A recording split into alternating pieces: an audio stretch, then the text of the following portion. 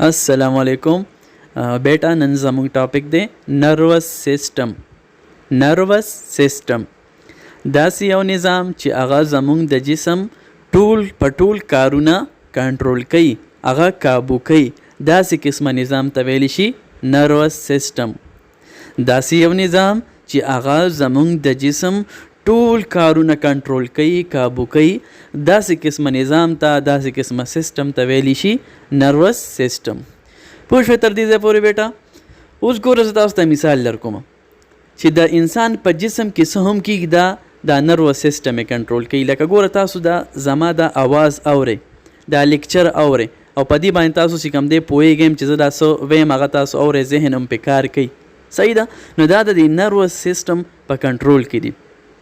تاسو دا ټاپک دا لیکچر ریډ کوئ ګورئ ورته لیکل ته تخکاری پای پوهېږم چې دا ټکې دی کې دا الفابیټ دی دا ا د پکې بی سی کنه مطلب نو دا هر څه هغې باندې تاسو پوهېږئ. دا ټول د دې انسان په دې نروس سیسټم په کنټرول کې دي.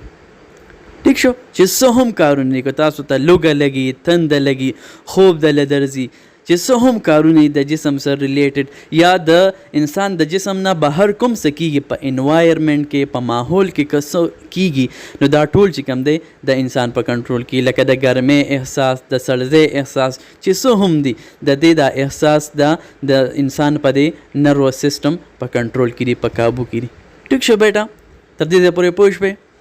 اوس وایو چې د دې نروس سیسټم اجزا څه دي جزونه یې څه دي څو حصې دي یعنی د جسم کمې حصې رایوځای شوي دي او دا نروس سیسټم یې جوړ کړی دی. نو ګوره موږ هیډینګ ورکړی دی چې کمپوننټس د کمپوننټس ته که تاسو ګورئ ما غشي کړی دی د دې ته درې ټرمز درې نیمز ما لیکلي دي.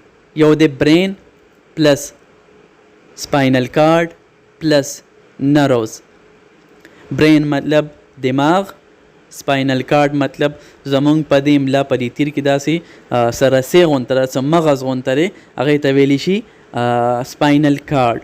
ټیک شو بچي. او دا نروز چې کوم دی نروز زمونږ په دې جسم کې نری تارونه غونته دي تریډز غونته دي تارونه غونته دي هغې ته ویلی شي نروز. نو دا درې برین سپاینل کارډ او نروز دا درې واړه رایوځای شوي دي او دې دا نروس سیسټم جوړ کړی دی. تر دې پورې پوه شو بیټا. اوکې اوس که تاسو ګورئ د برین پلس سپاینل کارډ دې دواړو ته ما ایرو کړی دی ای ته لیکلی دي سنټرل نروس سیسټم CNS یعنی برین او د سپاینل کارډ دې دواړو ته په جمع څه ویلی شي سنټرل نروس سیسټم. ٹھیک شو. پاتې شو دا دریم نمبر نروز دې ته مې ځان له ایرو کړی دی غشی مې ورته کړی دی دې ته ویلی شي پیریپرل نروس سیسټم peripheral nervous system PNS یعنی دا نروس سیسټم په دوو سیسټمو کې بیا ځان له ډیوایډ شوی دی سنټرل نروس سیسټم او پیریپرل نروس سیسټم او د هر یو د سیسټم بیا ځان له خپل یو کار دی او موږ بیا په هایر کلاسو کې انشاءالله وایو. تر دې ځای پورې پوه شوئ. اوس که تاسو ډایګرام ته وګورئ دا برین سپاینل کارډ او نروز دا کم ځای دي په وجود کې نو برین دماغ تاسو ته پته ده زموږ چې کوم دا سکل دی دا کوپړی ده دا کرینیم دی خاص کر کرینیم زموږ دا کوپړی چې کوم ده که نه په دې کې دا برین پراته دي. ټیک شو. بیا ورپسې د دې برین نه لاندې که تاسو ته دا شین دا راډ غونته ښکاري دې ته ما لیکلي دي سپاینل کارډ دا په دې املا په دې تیر کې دی دې ته ویلی شي سپاینل کارډ. بیا د انسان د دې وجود نه د دې انسان د دې سپاینل کارډ نه د دې دماغو نه نری تارونه داسې وتېري او په ټول وجود کې خواره شوي دي. تاسو وګورئ هغه یو طرف ته ما ایرو کړی دی ته مې لیکلي دي نروز دا تارونه غونته چې تاسو ته ښکاري دا نروز دي. نو دا درې واړه دا یو ځای شوي دي او دې دا نروس سیسټم جوړ کړی دی. په دې کې بیا دا برین او سپاینل کارډ CNS دی او دا صرف نروز چې کوم دی دا PNS. ټیک شو. تر دې پورې پوه شو بیټا. اوس یې فنکشنز وایو چې دا نروس سیسټم فنکشن څنګه کوي. نو څنګه تاسو ته ما سټارټ کې ویل چې د انسان د جسم ټول کارونه هغه دا نروس سیسټم کنټرول کوي. صحیح ده.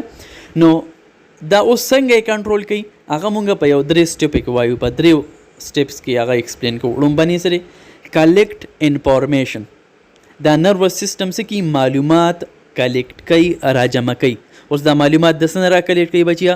ایروسته وګورئ باډي او لاندې بل دی انوایرمنټ، یعنی د جسم نه او د ماحول نه انفارمیشن معلومات راجمع کوي، کلیکټ کوي. تر دې پورې پوه شوئ؟ ټیک شو. دویم کار یې څه دی؟ پروسس انفارمیشن، چې کوم معلومات د ماحول نه د جسم نه راجمع کی هغې باندې پروسیسینګ کوي. ټیک شو. هغې باندې بیا عمل درآمد کوي، هغې باندې انټرپریټیشن کوي، سوچ و بچار پې کوي. ټیک شو. اوس د هغې نه بعد چې هغه ټول انفارمیشن دا ریډ کی، دا پې ځان ښه پوه کړي، دا سنټرل نروس سیسټم بیا څه کوي؟ ګیو ریسپانس. بیا د هغې چې کوم معلومات راجمع کړي او هغه پروسس کی، د هغې مطابق بیا جواب ورکوي، ریسپانس ورکوي. ټیک شو. لکه زه تاسو ته خبرې کومه، لیکچر درته ایکسپلین کومه، هغه تاسو اورئ.